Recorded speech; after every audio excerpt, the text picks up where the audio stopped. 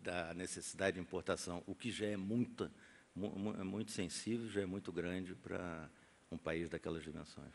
Existe alguma projeção semelhante já nos países africanos em que há também esse esforço, ou ainda é muito prematuro? Ainda é prematuro porque nós não começamos os estudos, né? Nós vamos começar pelo Senegal, aí você tem que ver áreas que podem ser plantadas, e outra coisa, demora um pouco, porque você tem que fazer a infraestrutura de rodovias, portos para exportar. São países que têm uma capacidade econômica menor e que, para a gente conseguir alavancar esse processo, ainda demora alguns anos. Mas, estamos certos que vai ser uma redução sensível na dependência de petróleo. Eu queria passar a pedir, então, à Helena que acrescentasse um pouco, contasse um pouco sobre, enfim, elaborasse um pouco mais sobre as novas fases. O que vocês estão pensando em fazer daqui para frente na colaboração científica entre o Brasil e os Estados Unidos? Obrigada, Paula. Vocês estão ouvindo? Tá bom. A colaboração, essa é uma ótima pergunta, não tive muito tempo de elaborar, mas dentro da parte de pesquisa e desenvolvimento, nós verificamos que existe uma área que é completamente sem propriedade intelectual, mas que é essencial. Nós, lá nos Estados Unidos, em particular, o meu laboratório, por um período de quase 20 anos, nós levantamos os métodos de pesquisa química analítica, porque você vai transformando a biomassa, você compara a companhia A, B, C, D. Se os métodos não forem bem os mesmos, padronizados, comuns, companhia X diz que o processo deles é 95%, companhia B, 100%, mas quando a gente vai colocar em bases comuns, não são a mesma coisa. Isso é muito comum em certos processos biológicos, onde as metodologias são referenciadas a um padrão estranho. Se elas não forem referenciadas a um padrão de biomassa e não se levar conta até o lugar certo, você vai fazer uma análise econômica que não vai dar certo, ou você vai ter uma montanha de resíduo que o pessoal não sabia, não tinha identificado.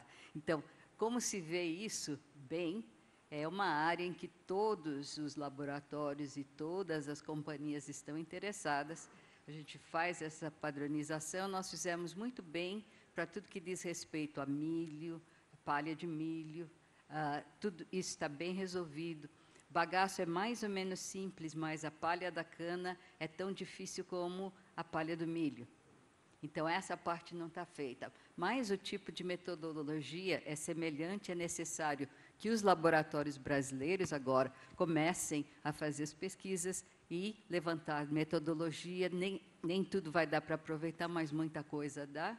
E precisa-se de muitos laboratórios. Quando nós começamos, a gente teve round robins de 20 a 30 laboratórios mundiais. Então, essas coisas que são comuns, nenhuma companhia tem interesse de fazer por conta própria. Além disso, nós desenvolvemos os métodos difíceis e os métodos simples, que são para adotar em indústria, e esses são metodologias rápidas e baratas. Então, você precisa das duas coisas. Da que leve você a ter um fechamento de balanço de massa de 100%, e a que você possa aplicar numa indústria para seguir o processo e dizer como é que estão as coisas dentro daquele processo novo. Isso vale para todas as tecnologias avançadas, principalmente quando você tem biomassa complexa de lignocelulósicos. Você tem muitos componentes e você tem que fechar o balanço dos 3 polímeros principais, da celulose, das hemiceluloses, da lignina, dos extrativos. Então, quando você soma tudo aquilo, você está analisando 100, 150 tipos de compostos ou derivados. Então, isso tem que ser feito. Mr. Ambassador, I'd like to ask you now about, Ambassador Sobel comes from the private sector. He was an investor in the telecommunications company, in very innovative companies. When you mentioned the interest of American companies in collaboration, etc., Elena just mentioned one issue that we know is a very important issue between our two countries also, which is the issue of intellectual property. I wanted to ask you to describe a little bit what are the areas that you think there will be the concentrate of the companies, private investors in the United States will be most looking to in this area in collaboration with Brazil. And if you think that the issue of intellectual property would or could or would become an impediment for collaboration in this field when it matures a little bit more. Actually, it's a very good question. I'm glad you asked it. I would say that it may have actually been an impediment and might very well still be. A lot of the American technology companies here have actually already asked me that question about IPR protection. If it is an impediment in the past, it's an opportunity for the future. The backlog of patents here, which is well known, is something that is diminishing. The protection of intellectual property is much better today than it was even when I came 3 years ago, and it's still improving. It's a process. It does not change overnight. As Brazil moves up the ladder of innovation, it will become in Brazil's best interest to enforce intellectual property, and I think that's what we are experiencing here today through the universities, through the research institutions, and I think that we are making a lot of progress. Eu gostaria de fazer a mesma pergunta para o César, da perspectiva que vocês têm muito contato com a empresa privada. Existe, enfim, dos nossos investidores privados, das nossas empresas privadas envolvidas na área, dos nossos investidores, que são, enfim, pessoas bastante preparadas, inovadoras em muitos casos. A questão de propriedade intelectual está no radar, é um tema? É um tema. Nós tivemos até uma reunião na própria Fundação Getúlio Vargas, aqui em São Paulo, onde nós reunimos os empresários do setor. E a preocupação, por exemplo, no tipo de cana, né? Como você vai manter a cana brasileira, que foi desenvolvida com processos bastante dispendiosos de pesquisa, num projeto como esse, né? Então, existe uma preocupação, e essa preocupação nós colocamos também, quando recomendamos a legislação, um endurecimento na propriedade intelectual. Eu chamo a atenção para esse assunto porque é curioso. Uma das contribuições que o setor de etanol, uma contribuição adicional que o setor do etanol certamente está dando para o país, é trazer esse tema, porque, de repente, passa a ser um tema em que os nossos interesses passam a ser ofensivos também, porque nós temos o que proteger. É tecnologia, é conhecimento, tecnologia produzido aqui por brasileiros. Eu acho muito importante trazer essa questão. Mr. Ambassador, I have a question here for you. It has to do with the production of biofuels for the internal domestic consumption in Central America. Obviously, it would have important impacts, economic, social impacts.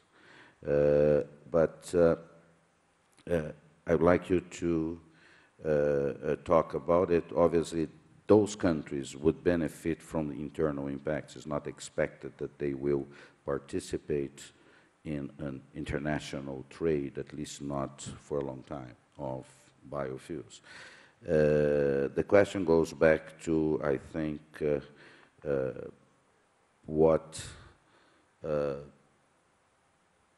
has been sort of a recurrent topic here.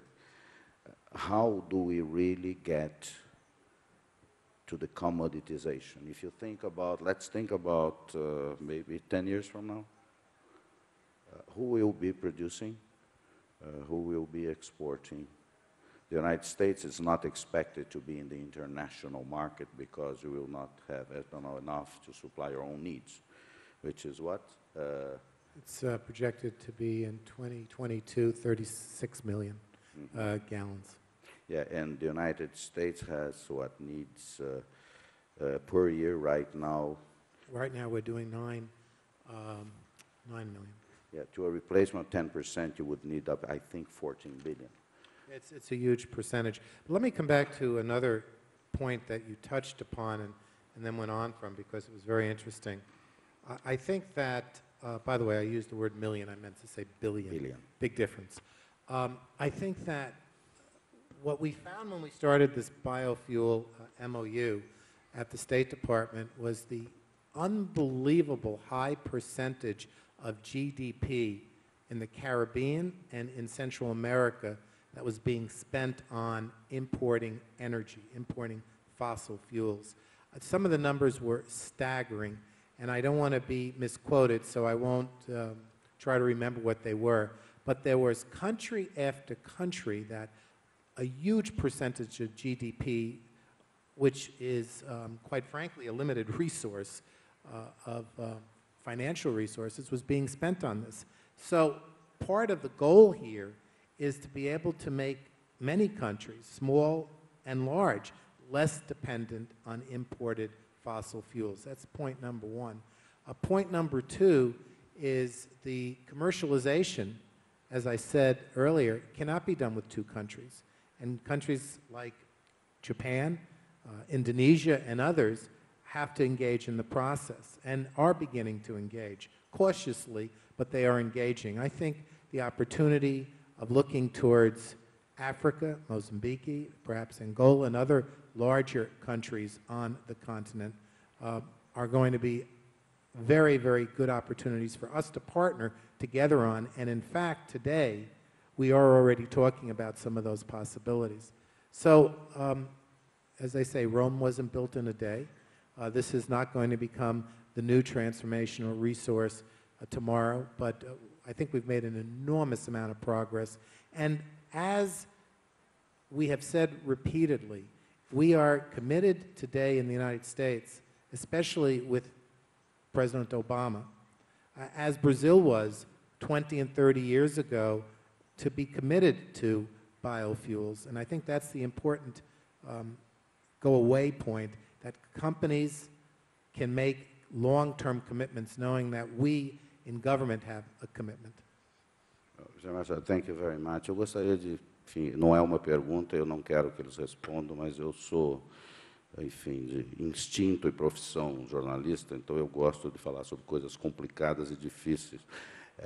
Eu vejo, eu citei o horizonte de 10, 15 anos, porque eu, pessoalmente, vejo que neste horizonte de tempo existe uma oportunidade única para o Brasil exercer um papel central, fundamental, para a reinclusão de uma grande ilha do Caribe na Comunidade das Américas, usando o etanol, ajudando a recuperação da indústria açucareira de Cuba, que é algo do interesse de todos. Eu falo propositalmente num horizonte de 15 anos, porque, enfim, há as dificuldades políticas que todos nós conhecemos. E eu acho que, enfim, eu gostaria, eu sempre falo isso nas apresentações que faço, que as pessoas pensem um pouco, incluam isso no seu raciocínio, porque, enfim, os países evoluem, as realidades mudam, e esta realmente não é muito difícil de imaginar, porque, enfim, como vocês sabem, Cuba já teve uma das grandes indústrias açucareiras do mundo, tem todas as condições de ter novamente, e de produzir muito etanol, muita energia elétrica para o seu consumo e, enfim, quem sabe até para o consumo futuro de um grande país vizinho que eles têm lá. Eu gostaria de encerrar, se vocês tiverem algumas observações finais de um minutinho, por favor. Helena. Eu queria um momento.